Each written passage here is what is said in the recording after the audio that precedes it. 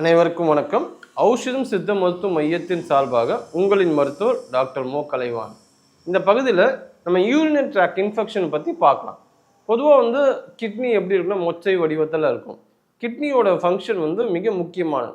ஏன்னா அதுதான் ரத்தத்தை சுத்தப்படுத்தக்கூடிய ஆற்றல் அதுக்கு தான் உண்டு. 24 மணி நேரம் ரத்தத்தில் இருக்க நச்சுக்களை பிரிக்கிற மிக அற்புதமான வேலையை செய்யக்கூடியதான் இந்த கிட்னி. இந்த கிட்னியோட ஃபங்க்ஷன் அஃபெக்ட் ஆகிறதால நம்ம யூரினரி ட்ராக் இன்ஃபெக்ஷன் வருது. யாருக்கெல்லாம் இது வரும்னா கர்ப்பிணி பெண்களுக்கு வரும், அதிகமாக ஸ்மோக் பண்ணுறவங்க, ட்ரிங்க்ஸ் பண்ணுறவங்களுக்கு வரும், சரியாக தண்ணி குடிக்கலைன்னா இந்த பிரச்சனை வரும்.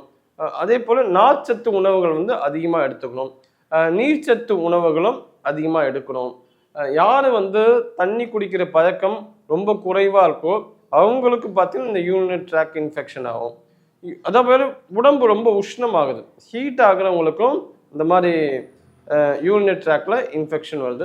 வேறு யாருக்குன்னு பார்த்தோம்னா சில பேர் ட்ராவல் பண்ணும்போது பஸ்லெல்லாம் போகும்போது சில இடத்துல நிப்பாட்டுவாங்க. அப்போ கழிப்பறைகள் அசுத்தமாக இருந்துச்சுன்னா அங்கே நம்ம யூரின் பாஸ் பண்ணும்போது அங்கே இருக்கிற கிருமிகள் உள்ளே போகிறதுக்கு நிறைய வாய்ப்புகள் உண்டு.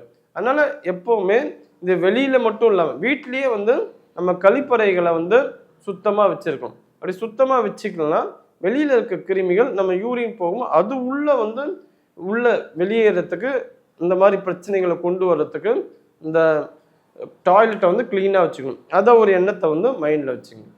ஏன்னா சில பேருக்கு இந்த மாதிரி டாய்லெட் அசுத்தமாக இல்லாத போது யூஸ் பண்ணும்போது இந்த மாதிரி யூரினரி ட்ராக் இன்ஃபெக்ஷனுக்கு உள்ளாகிறாங்க. அது நிறைய பேர் அவங்க அனுபவத்துலேருந்து சொல்லியிருக்காங்க.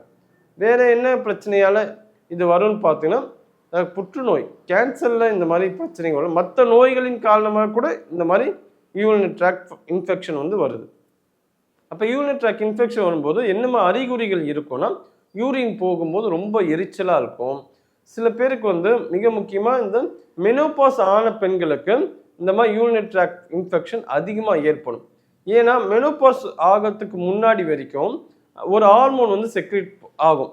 அது யூரினரி ட்ராக் எப்படி வச்சுக்கன்னா ஒரு மாதிரி ஈரப்பதத்திலே வச்சுருக்கும். அதனால் எந்த கிருமிகளும் அவ்வளோ ஈஸியாக அஃபெக்ட் ஆகாது மேக்சிமம். இப்போ மெனோபாஸ் வந்த பிறகு என்ன ஆகுதுன்னா அந்த ஹார்மோன் செக்ரேஷன் குறைஞ்சி போகுது. அதே மாதிரி யூரினரி ட்ராக்டே வறட்சியாக இருக்குது. அப்போ ஈஸியாக கிருமிகள் அஃபெக்ட் ஆகிறதுக்கு ரொம்ப அதிகமான வாய்ப்புகள் உண்டு. அதனால கவனமாக இருக்கும். சில பேர் இது செக்ஷுவல் டிரான்ஸ்மிட்டட் டிசீஸ் கிடையாது, இருந்தாலும் இன்டர்கோர்ஸ் வச்சுக்கிறதுக்கு முன்னாடியும் அப்புறம் நம்மளை பிறப்புறுப்பை சுத்தம் பண்ணுறது ரொம்ப ரொம்ப அவசியமான விஷயம். இது கூட பார்த்திங்கன்னா நம்ம கவனக்குறைவாக இருந்தோம்னா யூரினரி ட்ராக் இன்ஃபெக்ஷனாக மாறத்துக்கு நிறைய வாய்ப்புகள் உண்டு. அந்த வாய்ப்புகளை நம்ம என்றைக்குமே கொடுக்கக்கூடாது. நம்ம பிறப்புறுப்பை கரெக்டாக சுத்தமாக வச்சுக்கணும். அதை பற்றி கவனமாக நம்ம இருக்கணும். அந்த பர்சனல் ஹைஜீன் நிறைய பேர் இன்றைக்கி ரொம்ப லேக் ஆகிறது எதில் தான், இந்த பர்சனல் ஹைஜீன் தான். அதை கொஞ்சம் கவனமாக அதை செய்யுங்க.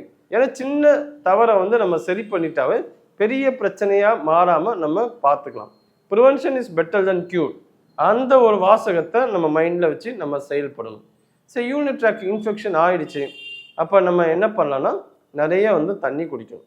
சில பேருக்கு யூரினரி பிளாடர்லேயே அந்த சிறுநீர் தங்கியிருக்கும். அது கூட பார்த்திங்கன்னா இந்த மாதிரி யூரினரி ட்ராக் இன்ஃபெக்ஷனாக மாறும். அப்போது ஒரு நாளைக்கு 3 லிட்டர் தண்ணியாவது குடிக்கணும். நிறைய பேருக்கு இன்றைக்கி என்னன்னா தண்ணி குடிக்கிற ஹேபிட்டே இல்லை, தாகம் எடுத்தால் மட்டும்தான் குடிக்கிறாங்க. தண்ணிக்கு குடிக்கணுங்கிற எண்ணமே இல்லை. சில பேர் ஏசிலேயே ஒர்க் பண்ணுறாங்க, அவங்களுக்கு தாகம் எடுக்காது. அப்போ அவங்க தேவைக்கு தான் யூஸ் பண்ணுறாங்க. கண்டிப்பாக தண்ணி குடிக்கிற ஒரு ஹேபிட், காலையில் எழுந்து வெறும் வயிற்றில் 1 லிட்டர் தண்ணி குடிக்கணும். அப்படி ஒரு கமிட்மெண்ட் வச்சுங்க. சில பேருக்கு கமிட்மெண்ட் வச்சாதான் அந்த வேலையை செய்வாங்க. அப்போ வெறும் வயிற்றில் தொடர்ந்து தண்ணி குடிக்கிறதால இந்த யூரினரி ட்ராக் இன்ஃபெக்ஷன் ரொம்ப ஈஸியாக வெளியே வர முடியும். சித்தாலையும் இதுக்கான மருந்துகள் உண்டு. கோக்ஷ்ராதி குக்லு, அதே போல் சிலாச்சத்து பல்பம். இன்னொரு முக்கியமான விஷயம்னா மகாபூபதி பல்பம்னு ஒன்று இருக்குது. அதெல்லாம் ரொம்ப சிறப்பாக வேலை செய்யும். கல்லுடை குடோரின் ஒரு மாத்திரை இருக்குது, வாழை குடிநீர் இருக்குது. இந்த மாதிரி பலவிதமான சித்த மருந்துகள் நிறையவே இந்த யூரினரி ட்ராக் இன்ஃபெக்ஷனை சரி செய்யறதுக்காக இருக்குது. இதை தகுந்த சித்த மருத்துவரோட ஆலோசனையின் பேரில் நீங்கள் இதை ஃபாலோ பண்ணிங்கன்னா ரொம்ப சூப்பராக இருக்கும். இந்த யூரினரி ட்ராக் இன்ஃபெக்ஷனுக்கு என்ன மாதிரி முத்திரை பண்ணணும்னா பிராண முத்திரை ரொம்ப நல்லா இதுக்கு ஒர்க் அவுட் ஆகும். பிராண முத்திரை இப்படி தான் போடணும். அதாவது கட்டை விரல், இந்த மாதிரி 3 விரல், சுண்டு விரல், மோதிர விரல், மற்ற 2 விரல் ஆள்காட்டி விரல் நடு விரலும் நேராக இருக்கும். இது சாதாரணமாக நீங்கள் வந்து மடியில் வச்சுக்கலாம். இந்த பொசிஷனை எப்போல்லாம் ஓய்வாக இருக்கீங்களோ அப்போல்லாம் இந்த பிராண முத்திரை பண்ணுங்க. இது முத்திரை பண்ணுறதுக்கான டைமிங் பார்த்தீங்கன்னா ஒரு 20 நிமிஷமாவது பண்ணுங்க. ஒரு 5 நிமிஷம் பண்ணிவிட்டு இல்லை ஒரு 2 நிமிஷம் பண்ணிவிட்டு பெருசாக ஒர்க் அவுட் ஆகும். எந்த முத்திரை வச்சிங்கன்னா ஒரு 20 நிமிஷமாவது வைக்கணும். அப்போ தான் இந்த யூரினரி ட்ராக்ட் இன்ஃபெக்ஷன்லேருந்து ரொம்ப சீக்கிரமாகவே வெளியே வர முடியும். ஸோ உணவை பொறுத்த வரைக்கும் ஈஸியாக டைஜஸ்ட் ஆகிற உணவுகள் வந்து அதிகமாக எடுக்கணும். இன்னொரு விஷயம் என்னென்னா, அதிகப்படியான வெண்டைக்காய் சாப்பிட்லாம். வெண்டைக்காய் எப்படின்னா பச்சையாக சாப்பிடணும். சில பேருக்கு வந்து பச்சையாக எப்படி சாப்பிட்றதுன்னு கேள்விகள் இருக்கலாம். கொஞ்ச நாள் ஒரு 2 நாள் 3 நாள் வந்து அது வந்து ஒரு மாதிரி எப்படி இதை பச்சையாக சாப்பிட்றதுன்னு இருக்கும். ஆனால் அது பழகிடுச்சுன்னா ரொம்ப சூப்பராக இருக்கும். அது எப்படின்னா, அந்த பச்சையாக ஒரு 4-5 வெண்டைக்காயை அந்த காம்பை கட் பண்ணிவிட்டு சுடுதண்ணியில் கல் உப்பு மஞ்சள் போட்டு அந்த வெண்டைக்காய் நல்லா வாஷ் பண்ணிவிட்டு நல்லா கட் பண்ணி அப்படியே சாப்பிடலாம். அப்படி சாப்பிடும் போது என்ன இது பலன் கொடுக்கும்னா, இந்த யூரினரி ட்ராக்ட் இன்ஃபெக்ஷன் ஆகக்கூடிய கிருமிகள்லேருந்து அதை நம்மளை வந்து தற்காப்பு செய்யுது. இப்போ வெண்டைக்காயை நம்ம தொடர்ந்து எடுக்கலாம். சில பேர் வந்து அடிக்கடி யூரின் போகிற மாதிரி பிரச்சனை இருக்கும். அதுக்கும் இந்த வெண்டைக்காய் வந்து பச்சையாக சாப்பிட்றது நல்ல பலனை கொடுக்கும். ஆனால் பிரச்சனை தீர்ற வரைக்கும் சாப்பிடணும். அதுதான் இதில் முக்கியம். ஒரு நாள் 2 நாள் சாப்பிட்டுட்டு எனக்கு பெருசாக டிஃப்ரெண்ட் இல்லைன்னு சொன்னால் கண்டிப்பாக ஒர்க் அவுட் ஆகாது. இது பிரச்சனை தீர்ற வரைக்கும் நீங்கள் அதை சாப்பிட்டு தான் ஆகணும். உங்களுக்கு தெரியும், இதை சாப்பிட சாப்பிட சாப்பிட அந்த தீவிரம் வந்து படிப்படியாக குறைய ஆரம்பிக்கும், அந்த எரிச்சல் குறைய ஆரம்பிக்கும்.